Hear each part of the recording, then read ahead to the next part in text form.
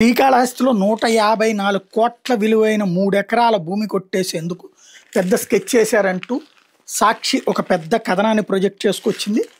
దాంట్లో శ్రీకాళహస్తి మున్సిపల్ కార్యాలయం సమీపంలోని వాడలో దళితులకు చెందిన 3 ఎకరాల భూమి ధర ప్రస్తుతం 154 కోట్ల వరకు బలుతోంది. దీని మీద ఇటీవల టీడీపీ నేతలు కనుబడింది. ప్రధానంగా 2 బడా నేతలు ఈ భూమిని అప్రంగా దోచుకునేందుకు రంగం సిద్ధం చేశారు. అధికారాన్ని అడ్డం పెట్టుకుని దళితుల భూములను లాక్కునేందుకు పకడ్బందీ ప్రణాళిక వేశారు. కొన్నాళ్ళు వివాదంలో ఉన్న ఈ భూమి చివరకు దళితులకు దక్కింది. దీంతో ఆ భూమిని దిగమింగేందుకు పచ్చబడా నేతలు కుట్రలు మొదలుపెట్టారు. ఒకప్పుడు వాడలో దళితులకు 7.5 ఎకరాల వరకు భూమి ఉండేది.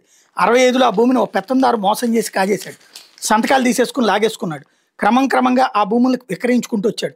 తీరా ఆ భూమికి సంబంధించిన దళిత కుటుంబీకులు కోర్టును ఆశ్రయించారు. ఆపై కోర్టు నుంచి వాళ్ళ క్లియరెన్స్ వచ్చింది.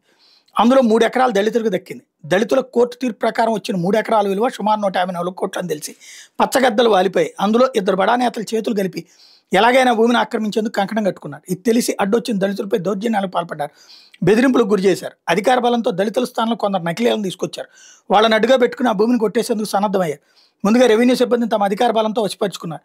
రికార్డులను తారుమారు చేశారు. ఆపై భూమిని జేసీబీలతో చదును చేసి సబ్ డివిజన్లు చేయించారు. సర్వేరాళ్ళు కూడా పాతేశారు. నేడంటే వాళ్ళు సోమవారం రిజిస్ట్రేషన్ చేసి ముహూర్తం పెట్టుకున్నట్టు తెలిసింది. ఈ దందాల కొందరు రెవెన్యూ అధికారులు నకిలీ వ్యక్తులకు సదరు బడా నేతలు కాసులు గుమ్మరించారు. పలు ఆఫర్లతో పాటు గిఫ్టులు కూడా అందించారు.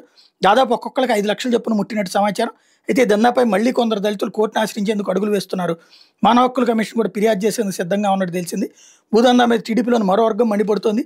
ఆ 2 నేతలు చేస్తున్న దందాన్ని సీఎం చంద్రబాబు మంత్రి లోకేష్ దృష్టికి తీసుకెళ్లేందుకు యత్నిస్తోంది. సోమవారం రిజిస్ట్రేషన్ ప్రక్రియ మొదలైతే ఈ విషయాన్ని వెంటనే అధినేతకు చేరవేసేందుకు సిద్ధంగా ఉన్నట్టు సమాచారం. ఈ క్రమంలో బాధితులకు అండగా నిలబడి ఖచ్చితంగా న్యాయం చేస్తామని మరో వర్గం వారు హామీ ఇచ్చినట్టు కొందరు దళితులు చెప్తున్నారు. అలాగే మీడియా ద్వారా మొత్తం వ్యవహారాన్ని బహిర్గతం చేయాలని పావులు గదుపుతున్నట్టు తెలిసింది అన్నట్టు హైలైట్ చేసింది సాక్షి.